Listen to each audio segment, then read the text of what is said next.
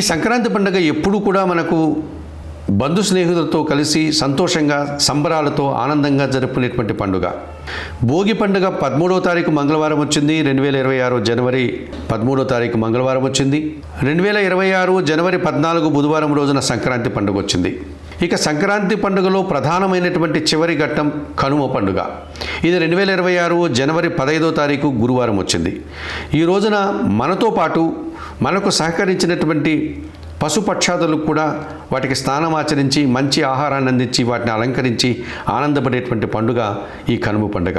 ఇంకా కొంతమంది సరదాల కోసం కోడి పందాలని, ఎడ్ల పందాలని వాటికి పోటీలు పెట్టి వాటి ద్వారా ఆనందాన్ని పొందేటువంటి పరిస్థితి మనకు ఈరోజు కనిపిస్తుంది. వారి వారి సాంప్రదాయాలను అనుసరించి వారికి నచ్చిన ఆహార పదార్థాలన్నీ వండుకొని బంధుమిత్రులతో సంతోషంగా ఆనందాలు పంచుకుంటూ జరుపుకునేటువంటి పండుగ ఈ కనుమ పండుగ.